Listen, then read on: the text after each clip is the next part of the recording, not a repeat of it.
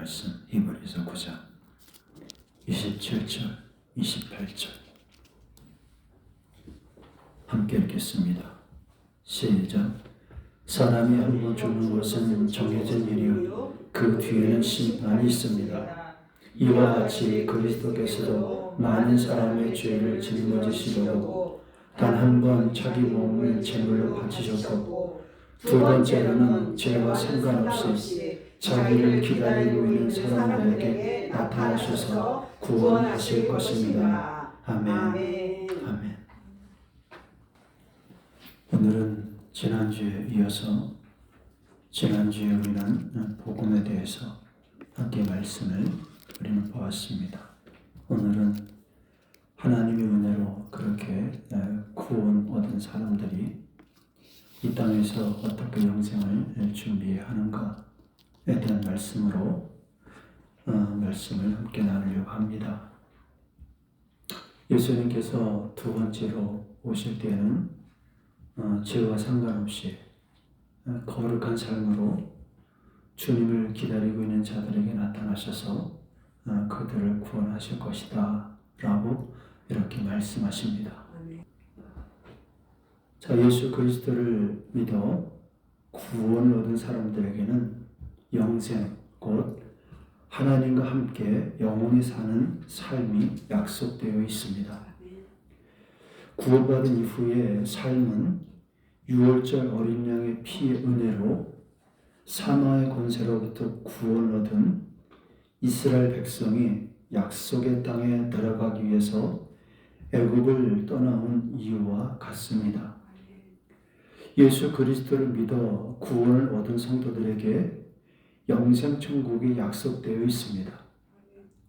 영생천국의 소망을 바라고 하늘의 시민권을 얻기 원하는 마음이 간절한 사람은 이 세상의 영광을 헛된 것으로 여길 수 있습니다. 사도 바울이 그랬습니다. 그는 영생천국이 있음을 믿은 이유로 세상의 모든 것을 분토와 같이 여겼습니다. 그는 그 영광을 얻기 위하여 그는 어떠한 고난도 견디겠다라고 그것의 영광스러운 부활에 참여할 수 있다면 나는 어떻게 해서든지 그것에 이르려 한다라고 그렇게 고백을 했습니다. 이것은 우리도 마찬가지입니다. 하나님의 나라 영생천국에 소망이 있는 사람은 이 땅에서 삶을 포기가 될 수 있는 것입니다. 이 땅의 영광, 이 땅의 칭찬, 이 땅의 성공도 그 영생천국과 바꿀 수가 없는 것입니다. 이스라엘 백성들도 믿음의 조상 아브라함 때부터 젖과 꿀이 흐르는 땅에 대한 약속을 받았습니다. 그것은 하나님께서 영원히 통치하시는 천국의 상징입니다. 그러나 하나님께서는 이스라엘을 그것으로 인도하기 위해 먼저 선지자를 택하셨습니다. 그는 선지자 모세입니다. 하나님께서 그에게 권능을 주시고 애굽 땅에서 고통당하고 있는 주님의 백성을 주님이 계신 산으로 데려오라고 모세를 보내셨습니다. 애굽은 세상을 대표하는 상징입니다. 선지자 모세를 보내신 이유는 자기 백성을 애굽에서 구원하여 약속의 땅으로 데려가도록 하기 위해서입니다. 자, 모세는 하나님의 권능으로 이적과 표적을 나타내며 백성들을 대신하여 바로 애굽의 파라오와 싸웠습니다. 이렇게 애굽 왕 파라오와의 전쟁에서 이김으로 모세가 전능하신 하나님의 선지자인 것을 증거해 주셨습니다. 동시에 모세를 통해 큰 일을 행하시는 분이 바로 조상 아브라함의 하나님, 이삭의 하나님, 야곱의 하나님, 곧 이스라엘의 하나님이라는 사실을 온 백성들이 믿게 하신 것입니다. 그리고 하나님께서 유월절 어린 양의 피를 문설수 좌우 임방에 바른 사람들을 사망의 권세로부터 구원해 주셨습니다. 피를 바르라는 말씀에 순종함으로 은혜로 구원을 얻은 것입니다. 사람들은 구약은 율법을 행함으로 구원을 얻었다라고 그렇게 말하는데 그렇잖아요. 율법이 있기 전에 유월절 어린 양의 피가 있었어요. 율법을 주시기 전에 먼저 애굽에서 유월절 어린 양의 피로 백성들의 죄를 사하셨어요. 그러므로 신구약의 모든 사람들의 구원은 은혜의 구원이에요. 죄사함의 은혜는 은혜의 구원이에요. 누구도 율법을 행함으로 의롭게 될 자는 없어요. 이스라엘 백성들이 의롭게 된 것은 율법을 행함으로가 아니에요. 유월절 어린 양의 피를 믿음으로 그들이 하나님의 은혜로 의롭다함을 얻은 거예요.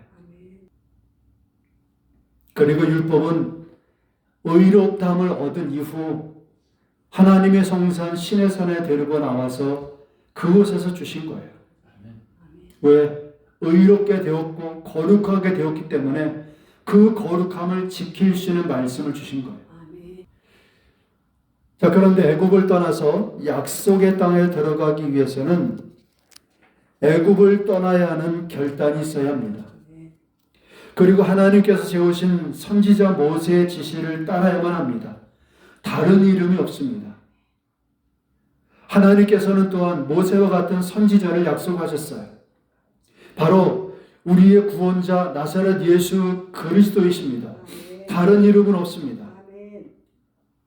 모세가 자기 마음에 들지 않는다고 모세를 버리고 다른 사람을 지도자를 세워서 그를 따라가면 젖과 꿀이 흐르는 약속의 땅에 절대로 들어가지 못합니다. 반드시 하나님께서 기름 부어 세운 종의 지시를 따라야만 들어갑니다. 하나님께서 지명하시고 기름 부어 세우신 하나님의 종 선지자를 따라야 했습니다. 그러나 이스라엘 백성들은 모세가 자기들 마음에 들지 않는다고 자기들을 위해 다른 사람을 세우려고 시도를 했다가 광야에서 다 멸망당하고 말았어요. 오늘날 교회의 모습과 너무나 닮았습니다. 사람들은 목사를 하나님의 종이라고 말을 하면서도 자기들의 마음에 들지 않으면 강대상에서 끌어냅니다. 바꾸어 버립니다. 자기들의 마음에 드는 사람을 찾아서 바꿉니다. 그리고 자기들이 듣고 싶어하는 설교를 강요합니다. 조금이라도 자기들을 거슬리면 갈아치워 버립니다. 그렇게 시도했던 광야 1세대 사람들은 광야에서 40년을 방황하며 다 죽었습니다. 만약에 사람의 욕구를 충족하기 위해 강대상에서 설교하는 목사가 있다면 그는 하나님의 종이 아닌 사람들의 종입니다. 그는 접대부, 매춘부와 같은 사람입니다. 하나님의 종이라면 하나님의 말씀으로 사람을 기쁘게 하기 위한 수단으로 말씀을 감하거나 더할 수는 없습니다. 자, 그래서 영생을 준비하는 첫 번째로 영생은 지금 이 땅에서 다시 오실 주님을 기다리는 삶의 방식인 것입니다. 영생을 사모하는 성도는 거룩한 행실로 깨끗한 세마포를 준비해야 합니다. 깨끗하고 거룩한 세마포는 성도의 거룩한 행실로 만들어진다고 말씀하셨습니다. 여러분, 성막은 광야에서 만들어졌습니다. 이처럼 주님의 성령이 거하시는 성전은 광야 같은 세상에서 살고 있는 성도들의 몸에 성령으로 세워졌습니다. 자, 신구약의 모든 성전에 대해 주님께서 요구하시는 공통점이 무엇입니까? 그것은 거룩함입니다. 하나님의 성전을 더럽히는 자는 하나님께서 멸하신다고 말씀하셨어요. 거룩하지 않은 자가 주님의 성전에 들어가면 죽었습니다. 제사장일지라도 아론의 두 아들이 주님의 성전에 다른 불을 가지고 사용하려고 했다가 그 자리에서 여호와의 불이 나와서 심판하여 죽었습니다. 신약에서 아나니아와 삽비라가 부부가 성령을 속이려 시도했다가 그 자리에서 죽임을 당했습니다.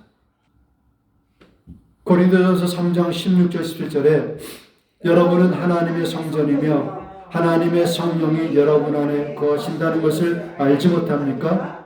누구든지 하나님의 성전을 파괴하면 하나님께서도 그 사람을 멸하실 것입니다. 하나님의 성전은 거룩합니다. 여러분은 하나님의 성전입니다. 하나님의 성전은 거룩합니다. 여러분 우상 숭배함으로 음행함으로 여러분 욕심으로 하나님의 성전을 더럽히면 하나님이 그를 멸하십니다. 이것은 주님의 말씀이에요. 그러나 오늘날의 성도들은 그것에 대해 심각하게 여기질 않아요.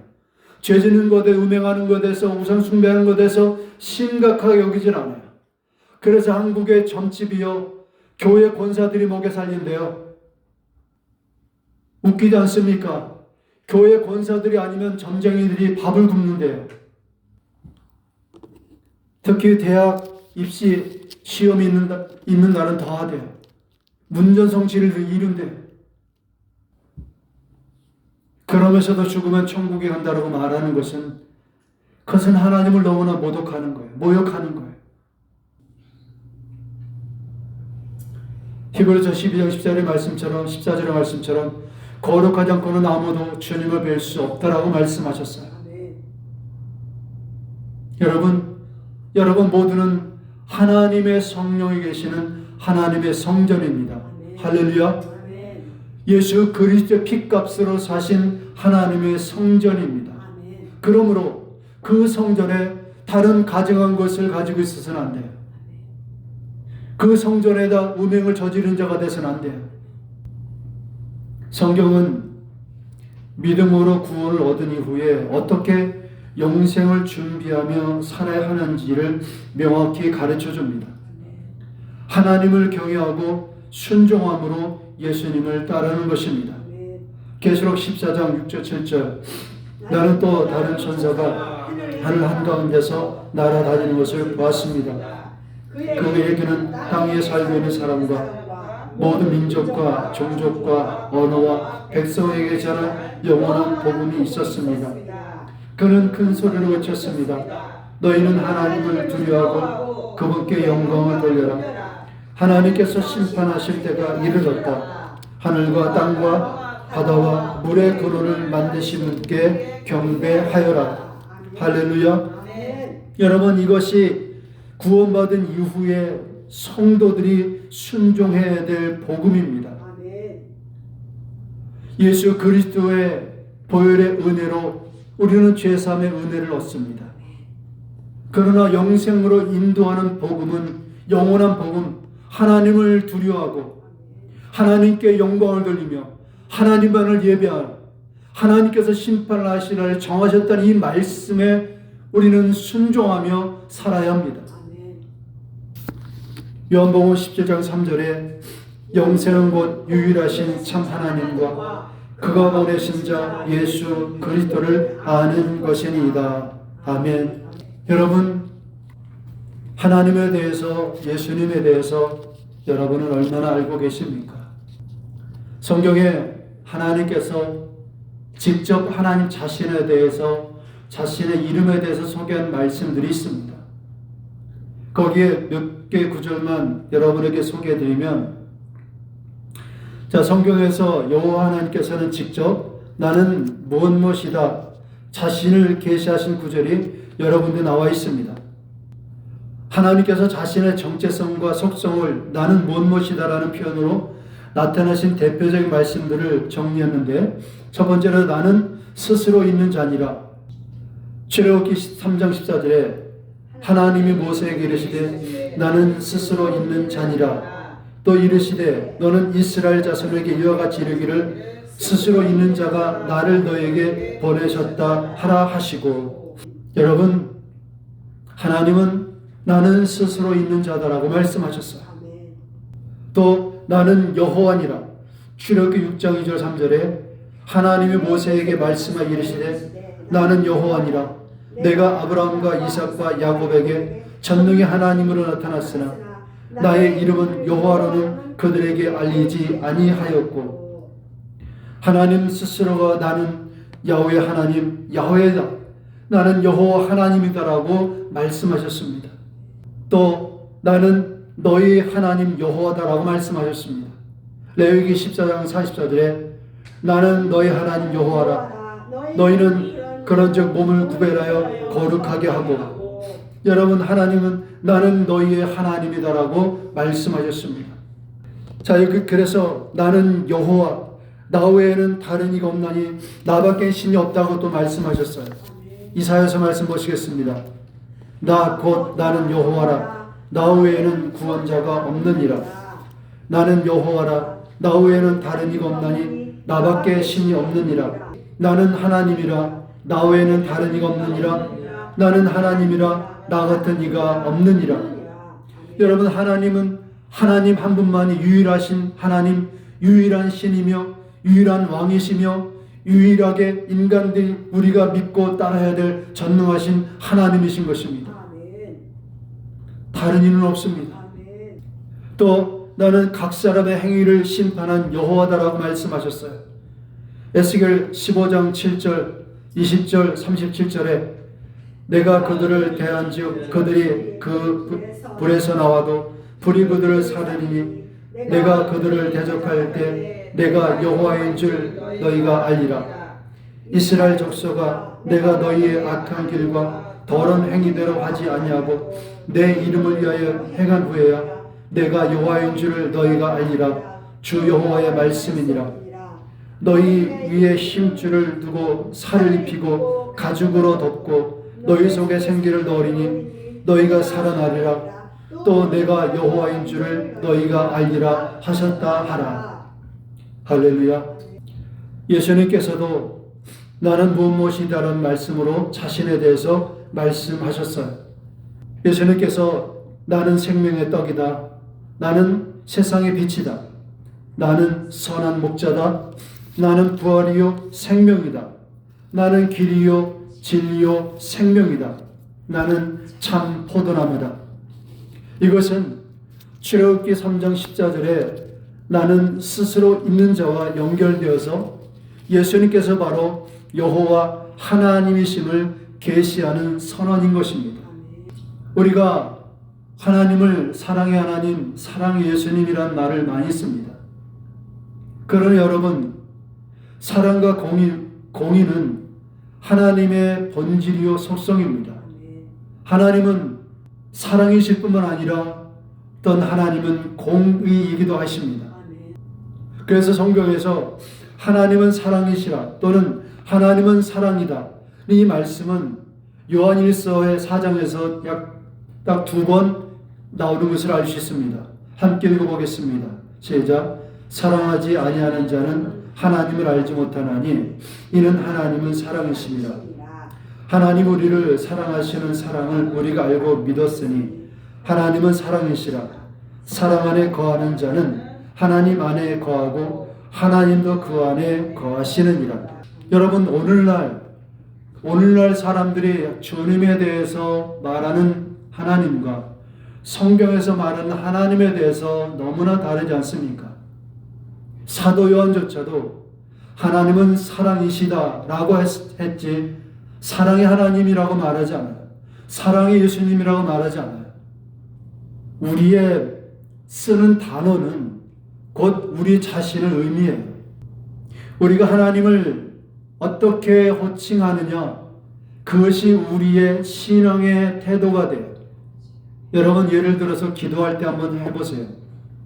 여러분이 죄를 회개의 기도를 한다고 한번 가정하고 생각해 보세요. 여러분이 사랑의 하나님, 사랑의 예수님 하며 회개 기도하는 것과 전능하신 하나님, 죄를 반드시 심판하시는 거룩하신 하나님 하며 회개하는 그 마음의 태도를 한번 생각해 보십시오. 여러분, 사랑의 하나님, 사랑의 예수님 하면요, 감정적인 모습 호소가 돼요. 그런데 정말 죄를 심판하시는 그 거룩하신 하나님 앞에, 그분 앞에 내가 무릎 꿇었다라고 내가 생각하면 감정의 호소가 아니라 정말 두렵고 떨림으로 기도를 드릴 수, 회개할 수밖에 없어요. 오늘 대부분의 사람들은 감정적인 호소예요. 사실에 근거한 회개가 아니에요. 감정적인 호소. 그래서 어떻게 좀 위로를 받아볼까? 주님, 그래서 사랑의 주님, 사랑의 하나님, 제가 그럴 수밖에 없었어요. 주님 이해하시죠? 그렇지만요, 거룩하신 하나님, 전능하신 하나님, 죄를 미워하시고 악인을 심판하신 하나님 앞에 기도하는 사람은 주님 아시죠? 주님 그럴 수밖에 없었어요. 그렇게 기도할 수가 없어요. 왜냐하면 그 하나님 앞에 절대 자기 마음을 숨길 수 없기 때문에. 여러분, 예수님조차도 하나님을 두려워하셨다고 말씀하셨어요. 그래서 하나님은 사랑이시다라는 이 말씀은 단순한 감정적인 것이 아니라 하나님의 본질적인 속성이 사랑임을 나타내 줍니다.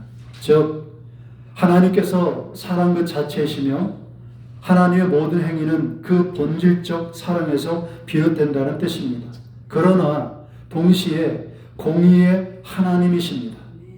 사랑 안에 용서와 긍휼이 있을 뿐만 아니라 하나님의 공의는 죄에 대한 심판, 진노하심, 악인을 미워하심, 질투하심이 있습니다. 주님께서는 사랑하시는 자를 징계하십니다. 그것은 공의입니다. 징계는 공의예요. 그래서 징계가 없는 것은 사생자이기 때문이라고 했습니다. 하나님은 다윗이 죄를 범하여 회개했을 때 그를 징계하셨어요. 무섭게 징계하셨어요. 하나님 사랑하셨기 때문입니다. 그러나 공의는 사울 왕을 심판하셨어요. 그는 회개를 거부했어요. 하나님의 공의는 그를 전쟁터에서 심판하셨습니다. 하나님은 사랑이십니다. 또한 공의의 하나님이십니다. 우리는 공의의 하나님을 두려워할 줄 알아야 합니다. 우리는 사랑의 하나님 하며 은혜를 남용해서는 안 돼요. 사랑의 하나님이시지만 그분은 또한 공의의 하나님이신 것을 우리는 두려워할 줄 알아야 돼요. 그러나 오늘날 교회는 어떻습니까? 사랑의 하나님만 강조해요. 사랑의 하나님만 있어요. 사랑의 하나님만 전해요. 사랑의 예수님만 전해요. 죄를 심판하기 위해서 다시 오실 예수님은 전하잖아요. 예수님은 죄를 심판하기 위해서 다시 오십니다. 우리가 기다리시는 주님은 어떤 주님이에요? 심판하기 위해서 다시 오실 주님이에요. 우리는 십자가에서 죽으시고 죽어서 무덤에 묻혀있는 그 예수님을 기다리는 것이 아니에요. 우리가 기다리는 예수님은 무덤에서 부활하셨고 승천하셨고 이제는 다시 오실 주님이세요. 그분은 과거에는 종의 모습으로 오셨지만 이제는 그분은 왕으로 오십니다. 세상을 심판하고 다스리시기 위해서 오실 왕이십니다. 그래서 우리는 그분을 두려워해야 합니다. 두렵고 떨리는 마음으로 회개와 거룩함만이 심판을 피할 수 있습니다. 영생은 단순히 장소, 천국에 가는 것이 아닙니다. 영생은 이 땅에서 하나님의 거룩한 관계 안에서 준비되는 것입니다. 영생을 사모하는 성도들은 예수님과 거룩한 동행을 하는 삶을 통해서 준비되는 것입니다. 영생은 하나님과 예수 그리스도를 알므로 거룩한 관계의 열매입니다. 예수 그리스도께서 십자가에 설리신 대속의 보혈을 믿어서 은혜로 구원을 얻고 물과 성령으로 거듭난 지금부터 영생을 위한 시작이 되는 것입니다. 주님의 거룩한 보혈로 죄 씻음을 얻었고 물과 성령으로 거듭나지 않은 사람은 여전히 죄의 노예입니다. 죄 아래 갇혀 있습니다. 주님의 거룩한 피로 의롭다함을 얻지 못한 죄인들은 아무리 노력을 해도 영생에 이를 수 없습니다. 그러나 오늘날의 타락한 교회들은 손에 손을 잡고 다른 종교들과 손에 손을 맞잡고 서로 가는 길은 다르지만 목적이 같기 때문에 너희들도 천국 있고 우리도 천국 있다라고 그렇게 말하고 있어요. 그것은 배도예요. 그렇게 말하는 사람은 절대 구원받을 수 없어요. 그들은 절대 주님의 종들이 아니에요. 그들뿐만 아니라 그들을 따라가는 사람들도 함께 지옥으로 떨어질 수밖에 없어요. 오늘 많은 교회들이 동성애를 합법화하고 그것도 하나님은 사랑이시니 하나님께서는 그들도 사랑한다라고 그래서 동성애자를 목사로 안수하고 설교 강단에 세우고 축하해주고 회개하지 않으면 그것을 떠나지 않으면 소돔과 고모라 성에 안에 있던 모든 사람들이 다 불로 심판을 받아 죽은 것처럼 그들도 하나님의 심판을 피할 수 없어요. 떠나야 돼요. 도망쳐야 돼요. 여러분, 구원, 죄사함은 권리가 아니라 특권입니다. 죄사함의 은혜로 죄사함을 얻고 의롭다함을 얻은 것은 권리가 아니라 특권을 얻은 것입니다. 무슨 특권입니까? 영생을 준비할 수 있는 특권을 얻은 것입니다. 요한복음 3장 16절, 그것은 그를 믿는 사람마다 영생을 얻게 하려는 것이다. 하나님께서 세상을 이처럼 사랑하셔서 외아들을 주셨으니 이는 그를 믿는 사람마다 멸망하지 않고 영생을 얻게 하려는 것이다. 로마서 6장 21절 22절에 여러분은 그때 무슨 열매를 거두었습니까? 이제 와서 여러분이 그러한 생활을 부끄러워하지만은 그러한 생활의 마지막은 죽음입니다. 이제 여러분은 죄에서 해방을 받고 하나님의 종이 되어서 거룩함에 이르는 삶의 열매를 맺고 있습니다. 그 마지막은 영원한 생명입니다. 여러분, 거룩함의 열매만이 거룩함의 열매를 맺는 자에게 영생이 있는 것입니다. 이것이 주님의 말씀이에요. 독생자 예수 그리스도를 통해서 우리에게 죄사함의 은혜를 주신 것은 영생을 얻도록 하기 위한 것입니다. 그래서 요한복음 1장 12절의 말씀처럼 하나님의 자녀가 되는 특권을 얻은 것은 그 특권은 이 땅에서 영생을 얻도록 준비하기 위한 것입니다. 이것을 깨닫지 못하면 사람들은 세상에서 방종할 수밖에 없어요. 오늘날의 자유주의 신앙, 번영복음, 인간 인본주의 신앙은 이미 우리는 영생을 얻었기 때문에 더 이상 아무것도 할 필요가 없다. 우리는 이제 죽으면 천국에 간다라고 그렇게 가르치는 거예요. 그렇게 믿는 거예요. 그래서 동성애도 이해가 되는 거예요.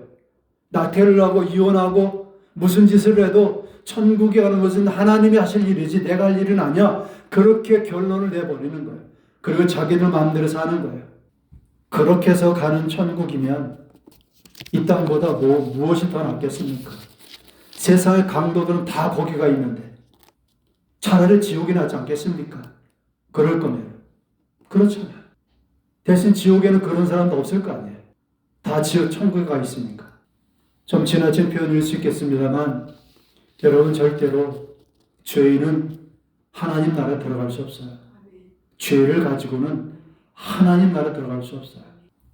그래서 성경 어디에서도 하나님 자신에 대해서 나는 사랑의 하나님, 사랑의 주님이라고 그렇게 소개하지 않습니다.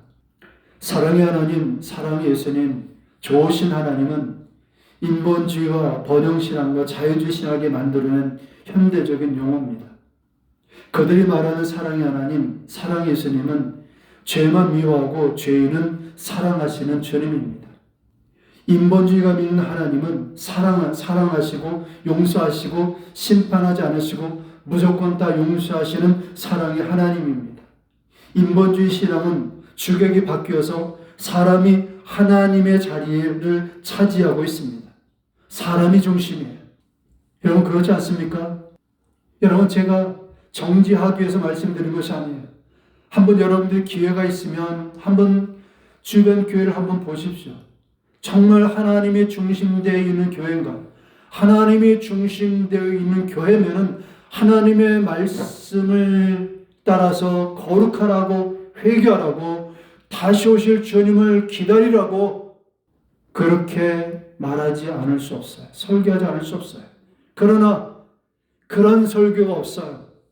다 뭐예요? 사람들이 듣기 좋아하는 내용들, 사람들이 원하는 내용들, 사람들의 마음을 즐겁게 해주는 내용들, 조금이라도 사람들의 기분에 거슬리지 않도록 하기 위해서 조심조심하고 살얼음을 걷듯이 조심조심하며 설교하는 그런 모습들은 하나님의 중심된 하나님의 교회, 하나님 중심이 아니라 하나님의 교회, 사람의 중심이 되어 사람의 주인 되어 있는 것입니다. 그것은 주님의 교회가 아니에요. 인본주의 신앙은 주객이 바뀌어 사람이 하나님의 자리를 차지하고 있어요. 사람의 중심이에요. 그래서 이것은 자기들을 위해서 돌과 나무로 형상을 깎아 만들어 세우는 우상을 섬기는 이방 종교와 다를 바가 없는 것입니다. 그것은 자기들이 만들어 놓은 하나님이에요. 자기들이 만들어 놓은 예수님이에요. 왜 하나님께서 십계명에서 나 외에 다른 신을 섬기지 말 것이며 다른 나무 형상이든지 깎아 만들어 놓지 말 것을 말씀하신 이해가 되시겠습니까? 그러나 오늘날의 많은 교회들은 자기들 나름대로의 예수님에 대한 형상이 있어요. 하나님에 대한 형상이 있어요. 그래서 거기에 맞지 않으면 성경이 뭐라고 해도 그들은 믿지 않아요. 심지어 자기들이 생각하는 하나님과 다르면 다른 말을 하면 이단으로 정죄하고 그들을 강대상에서 쫓아내고 출애굽기 20장 7절에 너희는 주 너희 하나님의 이름을 함부로 부르지 못한다. 주는 자기 이름을 함부로 부르는 자를 죄를 없다고 하지 않는다. 여러분 이해되시겠습니까? 사랑의 하나님, 죄를 심판하지 않으신 하나님, 그저 좋으신 하나님, 그저 우리들이 필요한 모든 것을 다 해주시는 하나님, 이것은 하나님의 이름을 망령되게 부르는 죄예요. 망령되게 부르는 죄를 범하고 있는 거예요. 왜냐하면 주님은 한 번도 자신에 대해서 그렇게 말씀하지 않으셨기 때문에. 번영주의, 인본주의의 말을 따르면 하나님은 사람을 위해서 존재해야 합니다. 그렇기 때문에 내가 없으면 하나님도 손해지요 라는 이런 참담한 말을 서슴지 않고 하는 거예요. 여러분 그런 말 간혹 듣지 않습니까? 하나님, 나 없으면 하나님 손해지요. 심지어 어떤 사람 뭐라고 했어요? 하나님 내 말하는 들은 죽어 하는 그런 목사도 있었어요. 이게 뭐예요? 인본주의 신앙이에요. 번영신학이에요. 자유주의 신학이에요. 여러분 하나님의 이름을 인간적인 생각으로 함부로 부르지 마십시오. 하나님은 그저 감정적인 생각으로 그저 마음의 위안을 얻겠다는 생각으로 사랑의 예수님, 사랑의 하나님, 좋으신 하나님 이렇게 하나님의 이름을 부르지 마십시오. 그건 하나님의 이름을 욕되게 하는 것이에요. 인본주의 신앙은 하나님 말씀과 배치돼요. 대치가 돼요. 하나님 뭐라고 말씀하셨어요? 이 백성은 나의 찬송을 부르도록 하기 위해서 지었다고 말씀하셨어요. 에베소 뭐라고 말씀하셨습니까? 우리를 구원해 주신 것은 뭡니까? 하나님을 찬송케 하기 위한 것이라 말씀하셨어요. 하나님의 이름을 영광되게 하기 위한 것이라 말씀하셨어요. 인본주의 신앙은 인간의 이성 안에 하나님을 가두고 믿는 거예요. 그래서 인간의 이성과 지성으로 이해되지 못하는 초자연적이고 초월적인 현상은 잘못된 것이며 그것은 하나님이 하신 일이 아니라고 판단하는 거예요. 소경의 눈을 뜨고 귀머거리가 듣고 죽은 자가 살고 정신병자가 정상이 되고 걷지 못하는 뇌성마비 환자가 걷게 되는 것을 보고도 사람들은 거짓 선지자의 미혹이라고 말합니다. 심지어 예수님께 사람들이 뭐라고 말했습니까? 저는 귀신의 왕을 힘입어서 저가 그런 일을 행한다라고 그렇게 예수님에 대해서 말했습니다. 귀신의 왕 바알을 힘입어서. 여러분 어떻게 그렇게 말하시겠습니까? 여러분 언제 마귀가 병들고 가난하고 갇히고 가난한 자를 돌아보았습니까?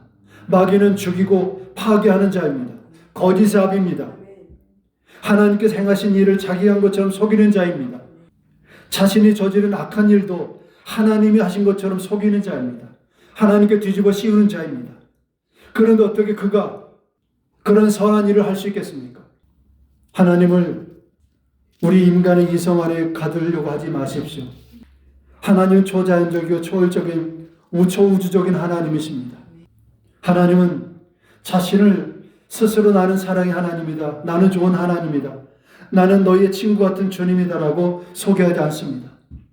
이러한 용어는 주님 자신에 대해서 가르쳐 주신 주님의 이름이 아닙니다.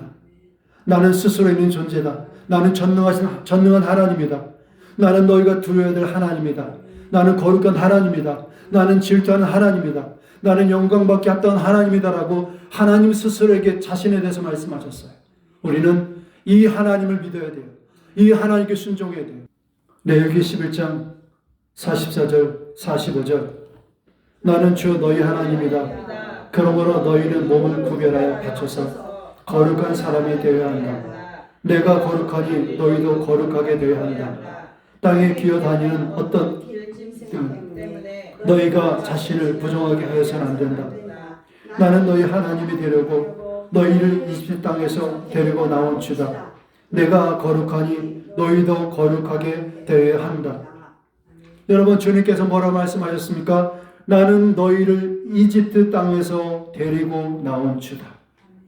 이것을 오늘날 우리에게 주님의 말씀 무엇입니까? 나는 너희를 죄와 사망에서 나의 피로 너희를 구원해 줬다. 속량하였다. 너희를 거룩하게 하였다는 뜻입니다. 그래서 우리가 주님의 은혜로 구원 얻어서 의롭게 되었다면 이제는 의롭게 된 너희는 거룩하게 되어야 한다. 내가 거룩함 같이 너희도 거룩하게 되어야 한다라고 말씀하시는 거예요. 여러분, 우리가 하나님의 말씀을 읽거나 듣거나 전할 때나 믿을 때 절대로 해서는 안 되는 것이 있어요. 그것은 바로 주님의 말씀에 더하거나 빼지 말아야 하는 것입니다. 주님께서 말씀하지 않으셨으면 우리도 해서는 안 되는 거예요. 그러나 주님께서 말씀하셨다면 절대로 감하거나 빼서는 안 돼요. 그것은 무서운 저주를 자처하는 거예요.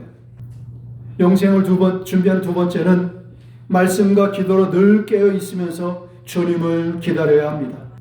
마태복음 4장 4절과 누가복음 21장 34절 36절 사람이 떡으로만 살 것이 아니요 하나님의 입에서 나오는 모든 말씀으로 살 것이니라.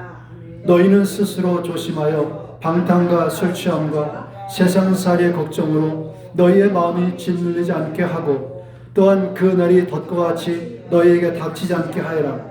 그 날은 온 땅에 사는 모든 사람에게 닥칠 것이다. 그러니 너희는 앞으로 일어날 모든 일을 능히 피하고 또 인자 앞에 설 수 있도록 기도하면서 늘 깨어 있어라. 여러분, 거기에 이 36절을 언더라인 하시기 바랍니다. 너희는 앞으로 일어날 모든 일을 능히 피하고 또 인자 앞에 설 수 있도록 기도하면서 늘 깨어 있어라. 여러분, 기도는 하나님의 나라와 의를 구하는 수단입니다. 올바른 기도는 사람을 겸손하게 합니다. 주님을 신뢰하는 자는 항상 주님의 얼굴을 구합니다. 주님의 나라와 주님의 뜻이 이루어지기를 구합니다. 그러나 잘못된 복음은 자기 중심적인 기도를 하게 합니다. 그래서 육신을 위한 것을 구합니다. 자기 욕심을 위해 구합니다. 예수님의 보혈의 은혜로 구원받은 이후 성도의 삶은 영생을 준비하기 위한 삶입니다. 영원히 젖과 꿀이 흐르는 주님이 다스리시는 영원한 거룩한 땅, 주님의 나라가 이루어지기를 구하는 것입니다. 이것이 기도입니다. 여러분, 주님은 너희는 먼저 그의 나라와 그의 의를 구하라고 말씀하셨어요. 하나님의 나라를 구하는 거예요. 그러면 이 땅에서 너에게 필요한 것들은 하나님 아버지께서 다 채워주실 것이다 라고 말씀하셨어요. 우리가 기도하는 데 있어서 이것이 바뀌어서는 안 돼요. 그러면 여러분, 우리는 너무나도 주님 오실 날이 가까운 데 살고 있어요. 그래서 그 날에 크고 두려운 날이 이르기 전에 우리는 그 날을 피해야 됩니다. 그 날이 이르기 전에 우리는 이 땅에 남아 있어서는 안 돼요.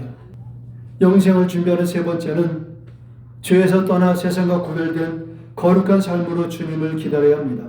베드로전서 1장 16절 17절에 성경에 기록하기를 내가 거룩하니 너희도 거룩하여라 하였느니라.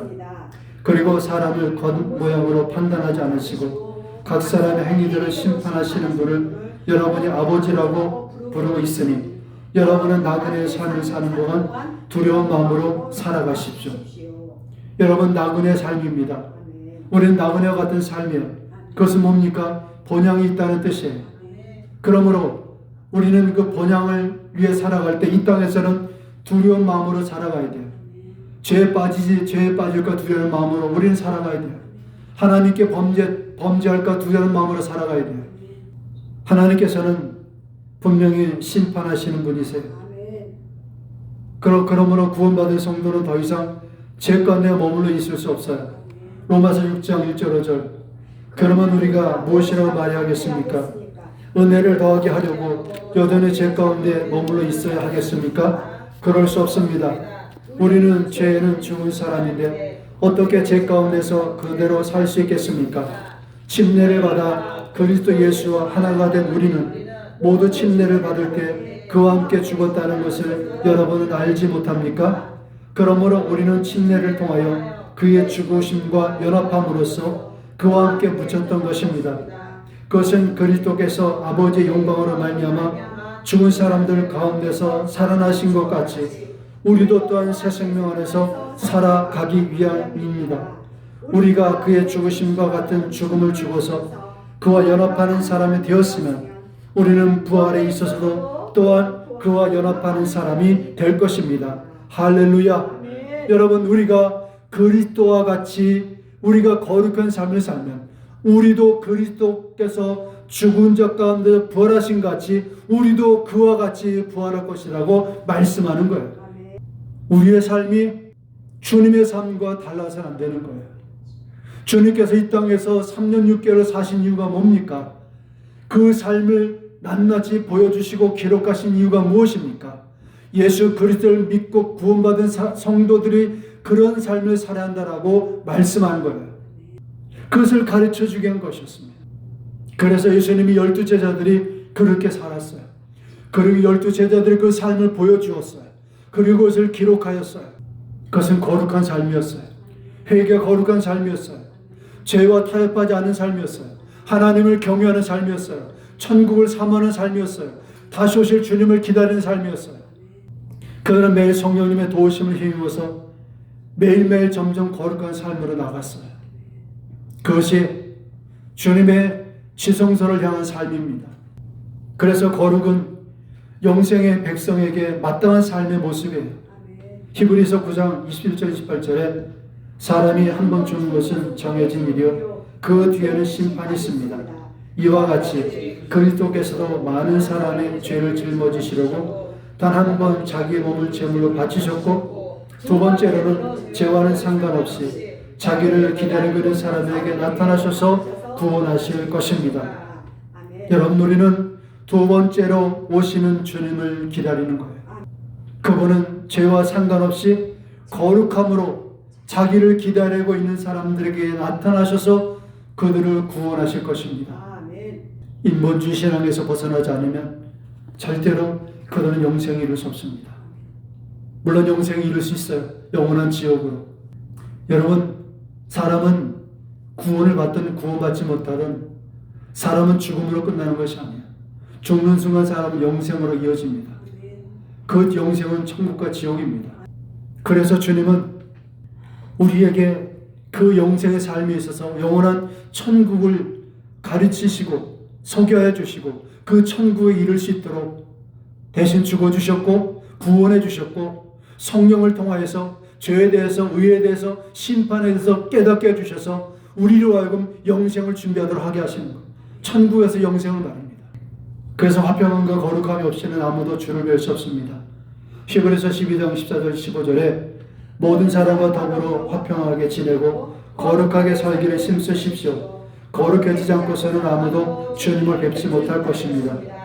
하나님의 은혜에서 떨어져 나가는 사람이 아무도 없도록 주의하십시오.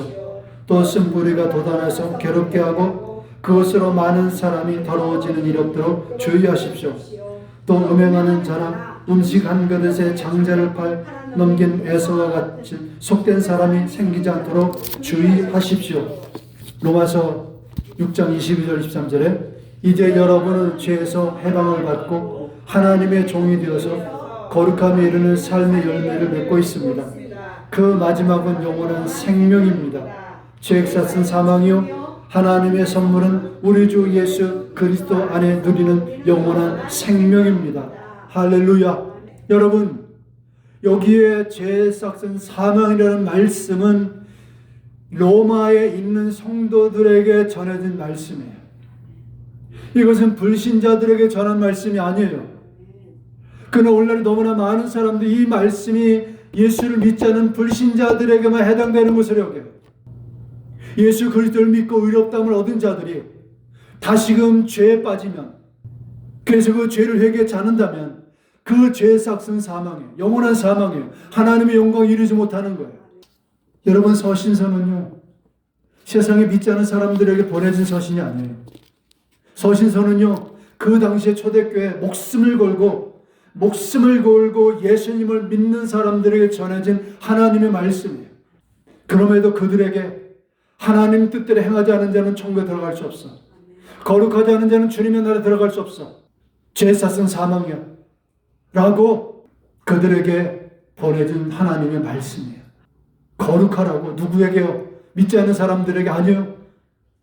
목숨을 걸고 부모 형제들을 버리고 예수님을 믿겠다고 선택하며 고난을 받고 있는 성도들에게 너 내 부모나 형제나 자식보다 나보다 그들을 더 사랑하면 너는 내게 합당하지 않아.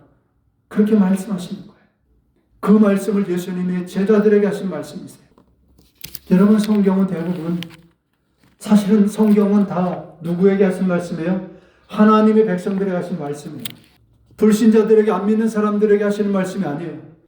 주님이 자기 백성에게 오셔서 자기 백성들에게 말씀하셨어요. 주님이 자기 백성들에게 오셔서 모세를 통해서 자기 백성들에게 율법을 주셨어요. 주님은 제자들을 통해서, 사도를 통해서 자기 백성들에게, 교회들에게 서신의 말씀을 보내셨어요. 자기 백성들에게. 그런데 오늘날 마치 이것은 예수님을 믿고 있는 사람들에게는 해당되지 것 같지 않는 그런 투로 하나님의 말씀을 가르치고 있어요. 여러분, 이미 구원받았으니까 이것은 안 믿는 사람들에게 해당되는 겁니다. 그러니 여러분 두려워하지 마십시오. 걱정하지 마십시오. 지옥은 예수 안 믿는 사람들에게나 가는 거지. 여러분, 광야에서 이스라엘 백성들이 40년간 하나님을 매일 보고 매일 체험했어요. 그들이 어떻게 하나님을 안 믿을 수 있었겠습니까? 그런데 그들이 멸망을 당해서 어떻게 해요? 히브리서를 어떻게 해서 그들은 하나님을 믿지 않았다고 했어요. 어떻게 안 믿을 수 있겠습니까? 여러분, 교회 20년, 30년 다닌 사람들이 어떻게 예수님을 안 믿을 수 있어요? 그런데요, 주님 뭐라고 말씀하셨어요? 하나님의 뜻대로 행하지 않는 자들, 불법을 행하는 자들은 하나님 나라에 들어갈 수 없다. 음행을 저지르고 음행을 하고 거짓말하고 속이고 우상 숭배하고 간음하고 도적질하고 하는 자들은 하나님 나라를 기업으로 얻을 수 없다. 주님 말씀하시지 않았습니까? 이것은 불신자들이 하신 말씀이 아니에요. 교회들이 하신 말씀이에요. 믿는 자들 하신 말씀이에요. 목숨을 걸고 예수님을 따른 자들 하신 말씀이세요. 저와 여러분이 하신 말씀이세요. 그래서 두려워하라고 말씀하세요. 나그네로 살아가는 동안 너희가 두렵고 떨림으로 구원을 이루라고 말씀하시는 거. 할렐루야. 영생을 준비하는 네 번째 삶은 그리스도 예수 안에서 이웃과 화평함 가운데 주님을 기다려야 합니다. 남유다가 바벨론에 의해서, 북이스라엘이 아람 군대 시리아에 의해서 망한 결정적인 이유는 두 가지입니다. 하나는 우상 숭배를 했습니다. 그리고 두 번째로는 가난하고 힘없는 자들을 폭력하고 탈취한 죄입니다. 이것이 이스라엘 백성들이 망한 이유예요. 그들은 십계명을 고스란히 어겼어요. 십계명은 성경 66권 중에 유일하게 하나님께서 직접 돌을 깎아서 직접 말씀을 돌판에 새겨주신 하나님의 말씀입니다. 무슨 뜻입니까? 그만큼 중요하다는 뜻이에요.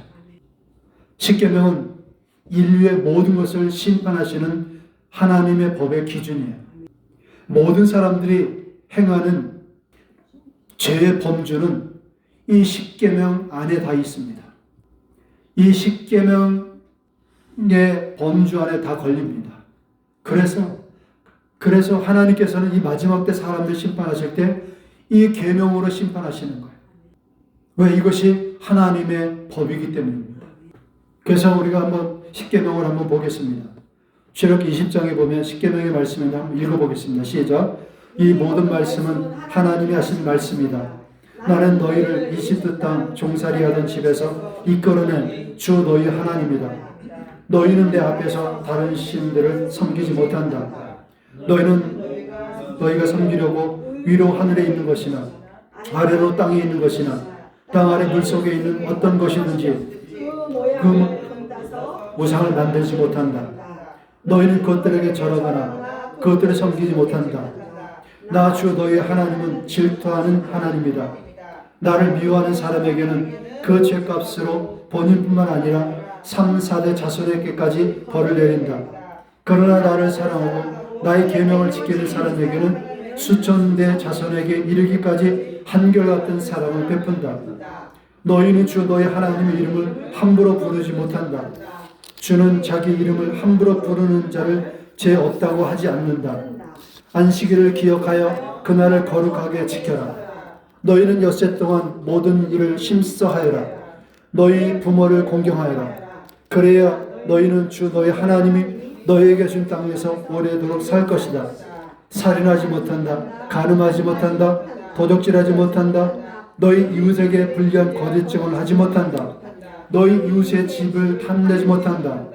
너희 이웃의 아내와 남종이나 여종이나 소나 낙이나 할 것 없이 너희 이웃의 소유는 어떤 것도 탐내지 못한다.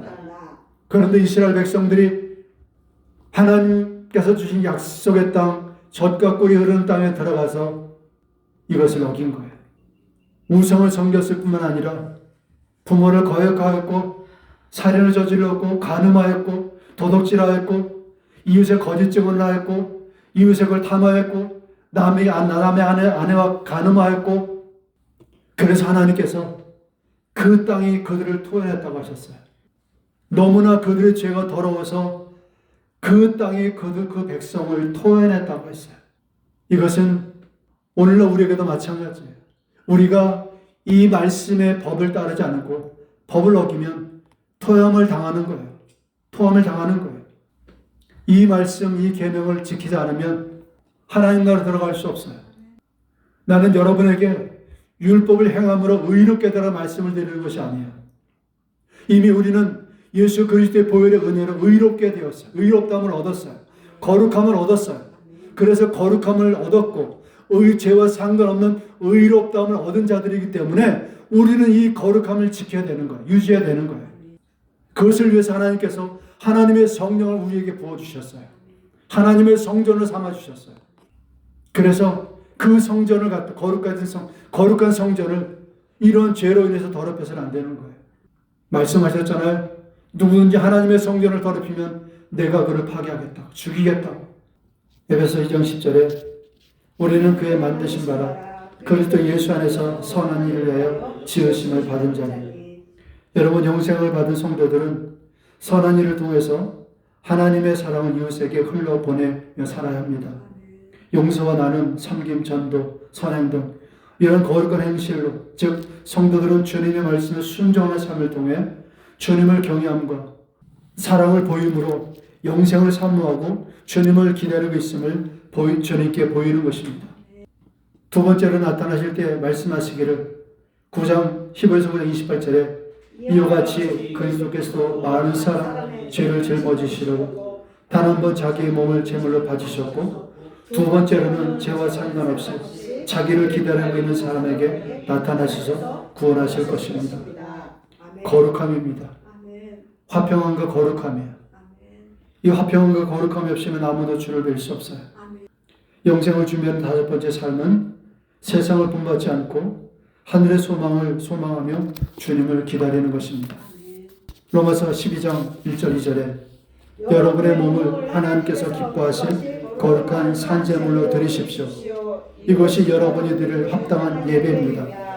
여러분은 이 세대의 시대를 본받지 말고 마음을 새롭게 함으로 변화를 받아서 하나님의 선하시고 기뻐하시고 완전하신 뜻이 무엇인지를 분별하도록 하십시오. 할렐루야. 여러분, 빌립보의 말씀에 따르면 너희의 시민권은 하늘에 있는지라. 여러분, 우리의 시민권은 이 땅에 있는 것이 아니라 하늘에 있습니다. 무슨 뜻입니까? 하나님 나라에 가야 됩니다. 그 시민권을 얻기 위해서 하나님 나라에 가야 되는 거예요. 세상의 가치, 돈, 쾌락, 인기 이것을 따라 살지 않고 하나님의 가치, 영혼, 순종, 거룩 이러한 것들, 영생 이러한 것들을 바라보면서 비록 세상에선 손해를 봐도 우리는 하나님의 말씀으로 우리는 순종하는 것입니다.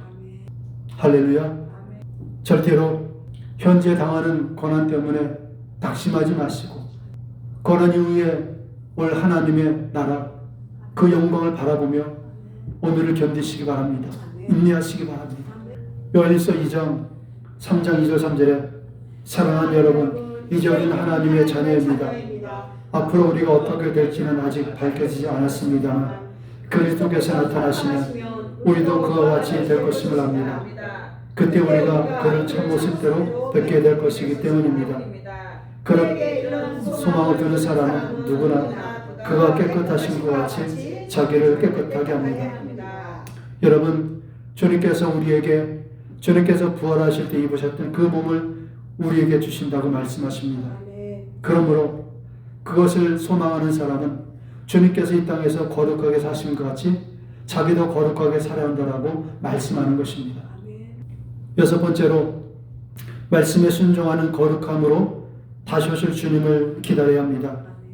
계시록 3장 10절 11절 인내하라는 내 말을 내가 지켰으니 온 세상에 닥쳐올 시험을 받을 때 나도 너를 지켜주겠다. 시험은 땅 위에 사는 사람을 시험하려고 닥치는 것이다. 내가 곧 가겠다. 너는 내가 가진 것을 굳게 붙잡아서 아무도 내 멸관을 빼앗지 못하게 하여라. 여러분, 주님께서 내가 곧 가겠다. 내가 곧 가겠다. 주님께서는 천년이 하루 같고 하루가 천년 같은 시간이에요. 여러분, 천년은 우리에게나 긴 것이 주님께서는 하루보다도 짧은 시간이에요. 그래서 제자들은 주님께서 곧 오신다라는 그 말씀을 문자 그대로 믿었어요. 문자 그대로 받아들였고 그리고 그렇게 살았어요. 그래서 그들은 자신들의 삶을 포기했어요. 그리고 초대교회 성도들은 그들은 전도를 다 버리고 산으로 가서 토굴을 파고 믿음을 지키기 위해서 산으로 들어가서 토굴을 파고 살았어요. 부모 형제를 버릴지라도 믿음 포기할 수 없었어요. 왜? 주님 곧 다시 오시니까. 지금 곧 죽을 위기가 닥쳤을지라도 그들은 구해달라고 구하지 않았어요. 왜냐하면 죽음 이후에 이제는 곧 주님을 뵐 수 있다라는 그 희망을 더 걷기 때문에. 이것이 저 여러분의 믿음의 태도가 되어야 되지 않겠습니까? 그러나 어떻습니까? 주님이 안 오실 것처럼 살지 않습니까? 주님 곧 오신다고 말하면 사람들은 뭘 하는지 아십니까? 주님 2000년 동안 지금까지 안 오셨어. 주님 2000년 전에 말씀하신 지금도 안 오셨어. 그런 사람이 주님 기다리겠습니까? 그런 사람 주님 말씀 따르겠습니까? 순종하겠습니까? 어차피 안 오실 주님인데 지금까지 안 오셨으면 안 오실 것 아니겠냐. 그는 하나님의 말씀을 믿지 않는 사람이에요. 주님의 말씀, 주님께서 말씀하신 그 말씀 그대로 이루지 않는 말씀이 어디 있습니까? 그렇다면 주님께서 직접 내가 곧 가겠다고 말씀하셨으면 주님 분명히 오시지 않겠습니까? 2000년이 지나도 안 오신 주님이라고 말하는 사람은 그들은 주님을 기다리는 사람들이 아니에요. 안 오기를 바라는 사람들이지. 여러분, 주님 곧 오십니다. 우리는 주님의 시간의 관점으로 시간을 봐야 합니다. 내 시간의 관점으로 시간을 봐서는 안 돼요. 그러므로 주님은 언제든지 오실 수 있어요. 우리는 그 징조를 보고 있어요. 그래서 마태복음 25장 13절에 깨어있으라 너희는 그날과 그때를 알지 못하느니라. 사랑하는 성도 여러분, 주님 곧 다시 오십니다. 슬기로운 다섯처녀처럼 기름을 준비하며 주님을 기다리는 자가 되어야 합니다. 거룩함으로 주님은 거룩함으로 자기를 기다리는 자들에게 나타나셔서 그들을 구원하실 것이라고 말씀하셨습니다. 결론을 맺습니다. 복음을 믿고 구원받은 자는 약속으로 영생을 소유한 자입니다. 하지만 그 영생은 하나님을 사랑하고 따르며 거룩한 삶으로 이 땅에서 준비해야 하는 여정이 남아 있습니다. 이것은 특권을 얻은 자의 거룩한 여정입니다. 영생을 준비하는 것은 특권을 얻은 자의 거룩한 여정입니다. 성령님의 인도하심을 따라서 말씀과 기도로 깨어 살아간다면 우리는 마지막 날에 주님의 영광 가운데 온전히 참여하는 자가 될 것입니다. 회개와 거룩함으로 주님을 기다리십시오. 거룩하지 않고는 아무도 주님을 뵐 수 없습니다. 히브리서 9장 21절 28절 사람이 한번 주는 것은 정해진 일이요 그 뒤에는 심판이 있습니다. 이와 같이 그리스도께서도 많은 사람의 죄를 짊어지시라고 단 한 번 자기 몸을 제물로 바치셨고 두 번째로는 죄와 상관없이 거룩함으로 자기를 기다리고 있는 사람에게 나타나셔서 구원하실 것입니다. 할렐루야. 한 년 전에 주님께서 휴거로 교회를 데려가시기 위해 공중에 강림하십니다. 휴거가 끝난 동시에 7년 환난이 시작이 됩니다. 그리고 대환난 때 후 3년 반 어느 시점에 세상을 심판하기 위해서 주님께서 지상으로 두 번째 내려오십니다. 교회는 환난을 통과하도록 계획되지 않았습니다. 교회는 주님의 신부들이기 때문입니다. 그러므로 날마다 회개 거룩함으로 주님을 기다리는 성도가 되십시오. 주님께서 곧 다시 오십니다. 샬롬. 기도하겠습니다.